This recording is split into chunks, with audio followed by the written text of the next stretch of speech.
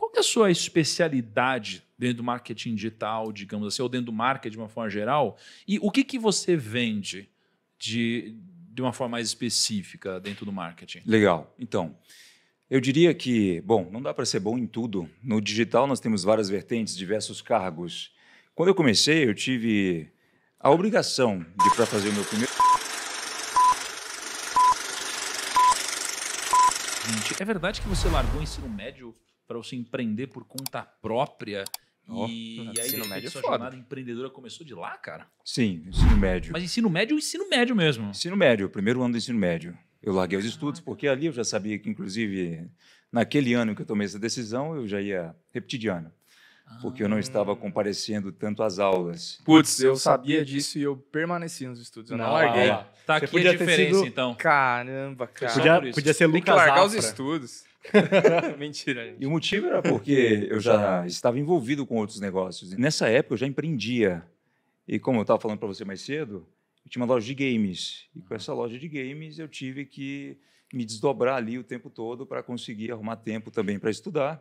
E percebendo que eu já estava satisfeito com aquilo, Aham. eu acabei largando os estudos. Você tinha uma loja de games. Tinha uma loja de games. E você curte games?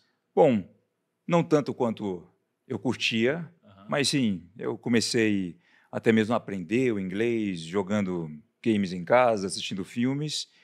E em determinada época eu parei para pensar, ok, se eu vou ficar fazendo isso, como é que eu posso ganhar dinheiro?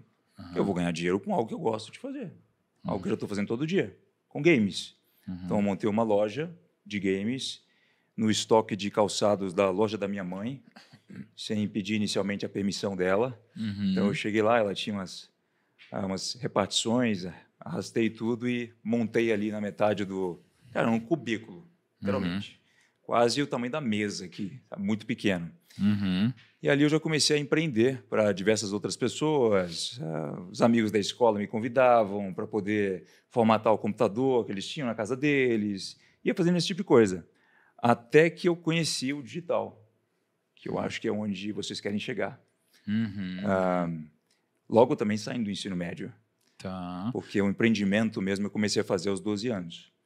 Conhecendo o digital, eu percebi que eu poderia largar aquela minha loja de games. Mas peraí, você falou que você começou com 12 anos. 12 anos foi a loja de games. Isso. Então você começou paralelo ao estudo, então, à escola. Exato. Paralelo ao estudo. Aí E você é foi por isso colégio que de- no primeiro ano do ensino médio eu estava prestes a sair.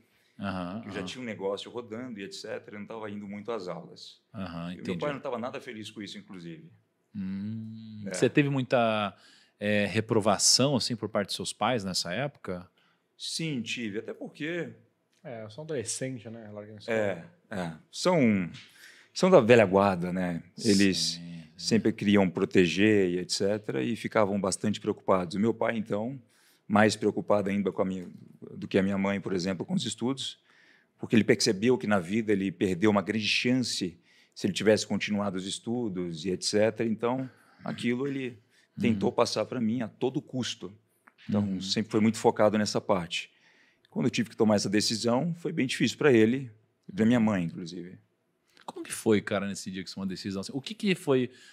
Porque essa decisão geralmente nunca é tomada imediatamente, ela vai sendo construída, né, na sua cabeça, até o momento que, de alguma forma, você toma coragem ou acontece algum evento que você toma a decisão naquele momento, né?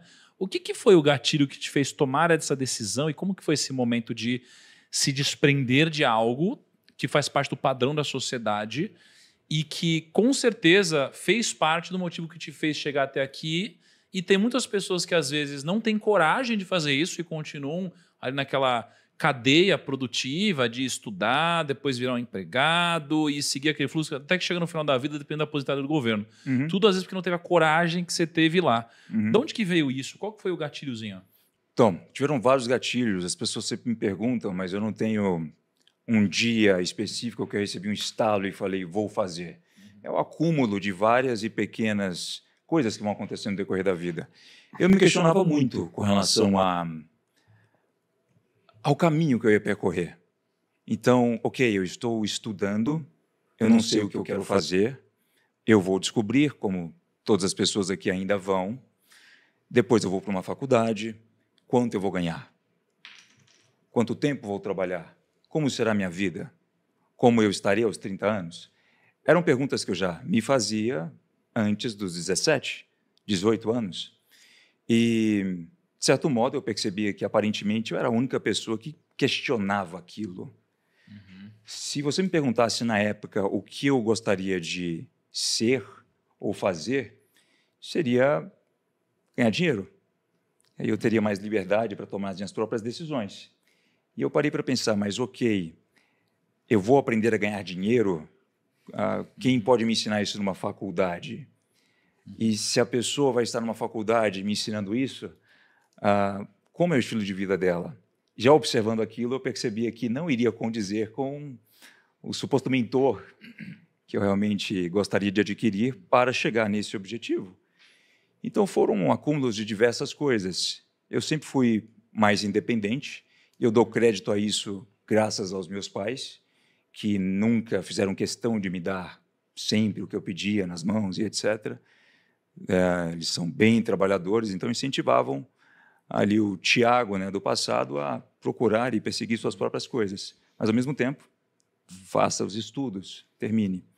Mas me ajudou de certa forma porque, quando eu tentava conseguir alguma coisa que eu queria, eu desejava, seja um bem material, seja, enfim, qualquer tipo de experiência na época, eu sempre percebia o quão limitado eu estava com relação ao dinheiro, sobre esse assunto.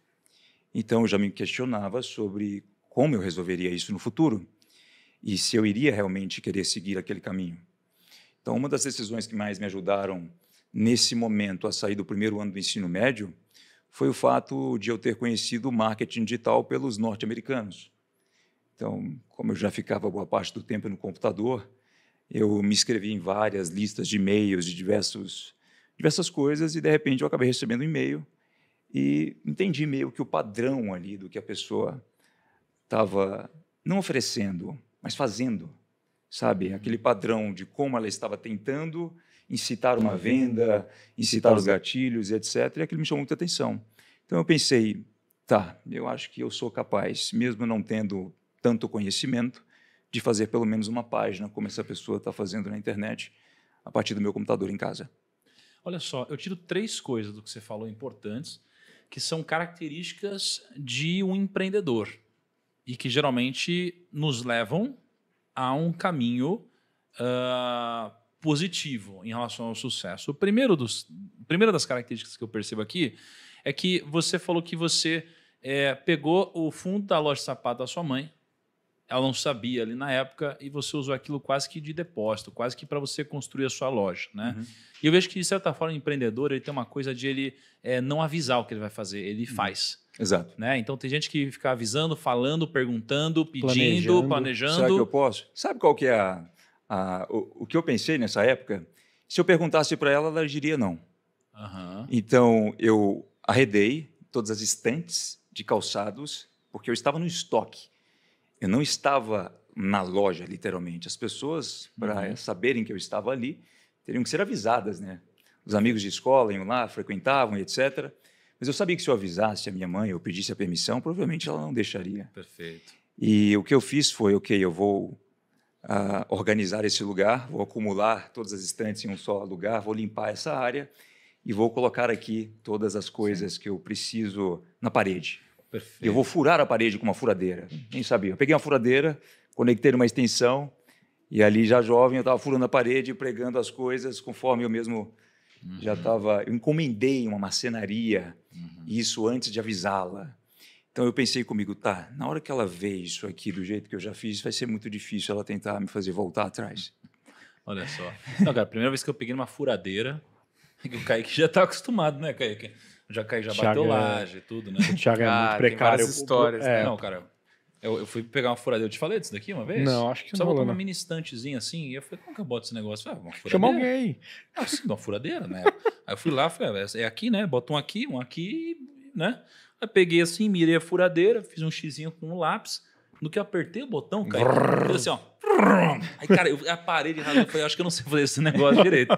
Era difícil, Cara, né? eu não tenho o mínimo skill também com essas coisas, cara. Eu sou Ah, muito ruim, Eu cara. já consigo, já consigo. Eu troco uma lâmpada e eu já falo, caramba, cara. Sou o também. Superman, Mãos né? à obra aqui, E aí, Entendeu? olha só, isso que a gente falou de a gente não avisar, a gente fazer, o empreendedor tem esse senso de rebeldia um pouco maior, né? Um pouco de rebeldia em relação ao quão linear é o sistema, ao quão previsível é o sistema, onde todas as pessoas elas se encaminham quase como se fosse um rio levando um tronco, de alguma forma. Então, o empreendedor tem esse senso de rebeldia de alguma forma que você mostra. A outra coisa é que você fez o que, para mim, é o primeiro passo na libertação do empreendedor. Você falou o seguinte, ó, eu questionava aquilo de como que eu iria fazer? Eu ia ganhar dinheiro se eu fizesse isso? Você se questionou. E as pessoas elas vivem afirmando, reclamando, discutindo, querendo provar o ponto delas, mas elas nunca se questionam. Elas nunca se questionam.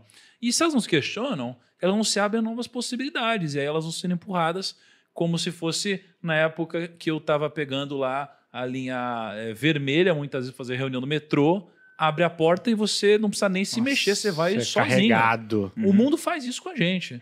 Né? E refletir, cara, te faz chegar a respostas diferentes. Né? E a respostas muito duras. Sim, né? Duras. Essa reflexão que você falou da faculdade é interessante, porque, cara, às vezes a pessoa paga 2, 3 mil reais num curso, mas não sabe quanto que essa profissão gera. Tipo, pô, sei lá, vou me terminar essa faculdade, será que eu vou ganhar pelo menos a mensalidade que eu paguei desse curso? E às vezes cara. não, tá ligado? E aí, acho que a terceira coisa que eu tiro aqui é o seguinte, você falou, eu conheci o marketing digital ali pelos norte-americanos, não é? No final das contas, você poderia ter conhecido pelos brasileiros, pelos norte-americanos, talvez daria para ter tido o mesmo resultado. Mas você demonstra o seguinte, que você está procurando coisas onde a maioria não está. Né? E se você procura coisas onde a maioria não está procurando, você tem referências diferentes e aí você se torna mais raro, mais escasso, mais diferente. Logo, você tem um valor diferente. Você não é tão parecido quanto os outros. Né? E eu vejo que os empreendedores, eles, geralmente, os mais bem-sucedidos, eles são diferentes. Eles não são todo mundo parecido. As pessoas não se vestem iguais, pensam iguais, falam iguais. Eles têm sempre uma coisa diferente. E sempre que eu converso com um empreendedor que tem algum grande resultado, eu vejo que tem alguma característica que eu falo, nossa, isso aqui é diferente. Porque eles pensam diferente. E para você agir diferente, você tem que colocar referências diferentes na sua cabeça. Exato. Você procura coisas em lugares diferentes. Exato. E aí você teve muito resultado, pelo que eu entendi, no marketing digital. Sim. Né? E dentro do marketing digital, eu queria entender o seguinte, qual que é a sua especialidade dentro do marketing digital, digamos assim, ou dentro do marketing de uma forma geral? E o que você vende de uma forma mais específica dentro do marketing? Legal. Então, eu diria que, bom, não dá para ser bom em tudo. No digital nós temos várias vertentes, diversos cargos. Quando eu comecei, eu tive a obrigação de, para fazer o meu primeiro produto funcionar, ter que acabar tocando em praticamente todas as áreas existentes do digital. Então, eu fui do financeiro, a copywriter, a pessoa que editava o vídeo, uma aula, por exemplo. Acabei fazendo tudo isso. E depois eu fui identificando no que eu mais me considerava ser bom. E eu percebi que era em funis de vendas e branding, que envolve marketing e estratégias. É mais essa parte principal. Então, a definir a proposta de um produto, a entender e ser extremamente sensitivo ao público que está lá do outro lado, a separar o que eu acho do que possíveis 230 milhões de pessoas podem achar. Então, eu sempre tive um tato para esse tipo de coisa. O que eu vendo? Bom, depende muito dentro do digital para o quanto a pessoa me conhece. Quem talvez esteja me conhecendo agora pelo podcast vai imaginar que eu vendo lifestyle. Mas não, eu vendo produtos que são infoprodutos, né, melhor dizendo, para algumas pessoas já se situarem, completamente digitais, que não utilizam do uso da minha imagem e que eu posso fazer o que, inclusive, as pessoas acham que, nossa, é algo mirabolante, mas não, está em uma página do livro, eu trabalho 4 horas por semana, eu já tinha lido há muito tempo atrás, e quando eu fui reler, eu falei, nossa, eu estou aplicando essa estratégia, ela estava em um parágrafo aqui somente desse livro, que é Private Label Rights. Então, eu licencio produtos de outras pessoas, trago para o Brasil, aplico técnicas de vendas e empacoto da forma que eu preferir, né? Coloco uma embalagem naquele produto, modelo o conteúdo daquele produto e faço as vendas. Há produtos também físicos nesse mercado, há poucos serviços e também há a parte onde o Thiago aparece online. e incentiva outras pessoas a terem um estilo de vida com pura liberdade. É basicamente isso. Eu acho que uma coisa interessante que você falou também, acho que é legal para a galera que está ouvindo aqui, é o seguinte, às vezes a gente, de repente, foi parar em um lugar e a gente acha que ele tem que seguir esse lugar, esse caminho para sempre. A gente acha que a gente não pode mudar. Né? Então, pô, eu me formei numa universidade, é aqui. Agora eu só vou ir me aprimorando, ganhando experiência, aumentando meu salário. Né?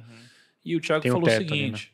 E tem uma velocidade de crescimento que muitas vezes não vai te fazer chegar onde você quer chegar. Né? E muitas vezes vai te fazer trabalhar até o final da sua vida se você não tiver a sorte de cair num lugar que você tem pessoas que te ajudam e que ao mesmo tempo é meritocrático. Exato. Eu. Né? Basicamente. E aí, o que o Thiago falou? Ele falou, pô, eu testei várias coisas diferentes dentro do marketing até eu me encontrar. Diversas coisas. Então, o cara foi lá, ele editou vídeo, ele, sei lá, gravou, fez roteiro, fez não sei o que lá, até que chegou um momento que ele falou, putz, isso daqui eu gosto. Porque eu sou bom, né? O primeiro produto que eu literalmente peguei no marketing digital foi um produto de uma pessoa que era um especialista naquele assunto, e eu tinha ali os meus 17, ainda 18 anos, a pessoa era um empresário, e eu comecei a falar do marketing digital para essa pessoa e da possibilidade que o marketing tinha de fazer com que aquele conhecimento fosse disseminado em inúmeras cópias, né, diárias. Ela criou muito interesse e falou o seguinte, nossa, legal, você consegue lançar? Você consegue fazer? Eu ainda estava só nas primeiras impressões do que eu achava ser o marketing digital, eu não tinha conhecimento praticamente nenhum, era tudo muito vago, mas eu disse sim. Eu só disse sim porque eu sabia que se eu me comprometesse com aquela pessoa, que inclusive era um empresário da minha cidade, eu iria fazer acontecer. Então, é aquela famosa expressão de colocar um tubarão no tanque. Foi aí que eu tive que fazer de tudo um pouco, ou seja, o chão de fábrica do marketing digital. Cara, você vê que é muito louco isso, porque eu vejo que a diferença do empreendedor e do executivo está aí. O executivo, ele gerencia o que já existe. Né? O empreendedor, ele cria depois que ele vende. Né? Então, são coisas diferentes. O jeito de pensar é diferente. E, às vezes, eu vejo uma desconexão entre empreendedores e executivos discutindo, e eu vejo isso na pele, onde às vezes a gente não se entende, porque a lógica é outra, mas, na verdade, deve entender o papel de cada um. O executivo, muitas vezes, não tem essa lógica, essa agressividade, essa coragem, essa rebeldia que o empreendedor tem. É por isso que eles estão em posições diferentes. Não são melhores, são só diferentes. Por exemplo, eu sou um empreendedor também, mas eu tenho muita dificuldade em ser um executivo. A turma que sabe, para mim, a burocracia, essa complexidade, para mim, é um trabalho que me dói um pouco a alma, né, não, cara? E você é um cara prático, você é um cara rápido, você é um cara que você não enxerga as barreiras que o executivo vai enxergar. Você fala assim, cara, só liga para esse cara, só faz assim. O cara fala, não, cara, não é assim que funciona. Nós precisamos marcar uma reunião para alinhar, alinhar tudo antes. Se liga, por você me ensinar a ser como você, eu tive que dar bronca pro meu time fazer uma coisa certa, que é pedir permissão para eu colocar fogo, tipo, numa sala. Não, calma aí, fogo numa sala, Kaique? Eu queria colocar... Pô, você vai botar fogo numa sala, Eu queria fazer um ads, aí a ideia era colocar um tambor, mas eu falei, não, vamos fazer, tá tudo bem. Aí pediram autorização pro bombeiro e eles negaram. Pô, Kaique, eu falei pra não pedir autorização pro bombeiro? Eu falei, não pede autorização, ninguém vai descobrir. Qual é o risco de ter que ninguém vai descobrir. Mas é igual você perguntar pro jurídico. É a mesma coisa, jurídico. Não. Você tinha que ter perguntado pra um outro cara que você chegar pro jurídico e falar assim, jurídico, eu posso falar isso? Você fala assim, cara, melhor... O jurídico só tem a perder. Qualquer coisa que você perguntar, ele só tem a perder. Não, porque se não acontecer nada, ele fala, proteger de um problema. Proteger de um problema. Não é, se acontecer, tá ferrado. Eu fiquei com uma dúvida, como é que funciona esse negócio que a gente falou aqui do PLR, né? Que tá bastante gente falando Private disso. Label Rights. Rights, E aí, eu fiquei com dúvida de como funciona isso realmente na prática. Vamos supor lá, tem um curso... Vamos pegar eu queria exemplificar, assim, para entender na prática como é que funciona isso. Conta um exemplo com números. Tá, nós temos, por exemplo, diversos especialistas e pessoas que têm uma propriedade intelectual e resolvem vender isso. Mas dá um exemplo, assim. Se você quisesse pegar, sei lá, do Primo aqui, fazer um PLR daria para fazer isso? Sim, óbvio. Dá? Então, Dá para botar a galera para vender um produto nosso? Claro. Que não seja através de um programa normal de afiliados? Existe uma diferença entre isso? Existe uma diferença, né? O afiliado ele vai pegar um produto pronto de uma plataforma, ganhar um link ali de divulgação e ganhar uma comissão em cima daquilo. Tá. Quando a gente fala de Private Label Rights, eu compro o seu produto, me torno produtor e ganho 100% dos royalties. Entendi. Ok? Você compra. E como que o funciona? autor ganha um fixo, por assim dizer, que você Ele comprou o ganha- direito intelectual dele. Diversas formas. Geralmente, esses produtos são oferecidos em um único pagamento. Entendi. Mas como funciona o mercado secundário disso? Por exemplo, justificaria um Thiago montar um produto para que eu vendesse para alguém Não. Ou não valeria a pena? Não. É mais para quem talvez não conquistou Exato. a sua distribuição. Exato. Então, essa modalidade é muito para pessoas que não querem aparecer, não têm uma habilidade única, elas não querem fazer o que nós chamamos de uma coprodução. Então, isso se encaixa mais nesse modo. Quando eu tive o insight para fazer o primeiro PLR, a única coisa que eu queria na minha empresa era fluxo de caixa. Eu quero aumentar o fluxo de caixa para que eu possa cobrir uma certa folha de pagamentos para trabalhar outros produtos. Entendi. Então, acabou dando mais certo do que eu imaginei. Mas quando você vai fazer PLR, você diz que é você produzir esse produto para você vender para alguém que vai distribuí-lo, ou é você comprar produtos de outros produtores para você distribuir? É a segunda opção. É a segunda opção. Exato. Então é você montar um acervo de produtos onde você vai comprando isso daqui, ou seja, você tem um mercado primário, você compra tudo isso, você traz aqui para o seu portfólio de produtos, e aí você cria um fluxo onde você começa a distribuir isso daqui para as suas audiências respectivas. Exato. Exatamente E aí você isso. já não tem mais custo fixo, porque agora o produto é seu. Exato. Tá. O que muita gente erroneamente pensa sobre o PLR é que essa sigla é sinônimo de dinheiro. Não, essa sigla não tem nada a ver com isso. É só um método para você conseguir colocar as mãos em um produto de uma maneira mais fácil, mais rápida, digamos assim. Já está pronto, tem alguém dizendo, ok, eu sou especialista nisso, eu posso te vender esse material por esse pagamento ou por esse acordo. E daí, a próxima coisa que ela tem que se preocupar em fazer com maestria é aplicar as técnicas corretas naquele produto para que ele possa vender. Porque ele não vem com as técnicas. Você só ganha puramente o conteúdo. Eu não sei se eu estou errado aqui, mas algumas editoras fazem isso com algumas metodologias de algumas pessoas, né? Sim. Eles compram os direitos e escrevem um livro em cima. No mundo da música. Quanto em que toda você já parte. pagou, assim, cara, por um PLR. PLR, assim, por um produto que você licenciou, cara? De 5 a 100 dólares. 100 Caraca, dólares? é baratíssimo 100 dólares. isso. Tirando, vou comprar Não, mas de quem que vai bacia vender aí, isso? cara. Vamos comprar de bacia. Não, mas quem que vai vender isso? Os materiais geralmente são muito compilados, depende muito do conteúdo. Existem várias formas de você fazer PLR. Às vezes Vamos pode ser lá. um artigo. Quais são os de... Exato. Quais são os de 5 a 100 dólares? São os PLRs de artigos... 5 dólares? Um 5 artigo, dólares. você pensa em artigo científico, que você transforma em metodologia e Exato. é seu. Se você pega aquele conteúdo, trabalha, modela, lapida, a fim de colocá-lo também à frente de outro especialista que vai poder te comprovar que aquele material realmente funciona, quando você o empacota, você coloca o ticket que você quiser. Muitas pessoas já questionaram, né, qual é a diferença de um café para um copo normal para um outro café num copo do Starbucks. É o branding, é o envelopamento do produto. Por exemplo, eu já percebi, não sei se vocês passaram por essa experiência, que ao comprar alguns cursos, até mesmo norte-americanos, eu pagava cerca de 900 dólares num conteúdo, É, o branding 2 mil diferente. dólares num conteúdo, enquanto esse conteúdo está ali na livraria a R$19,90.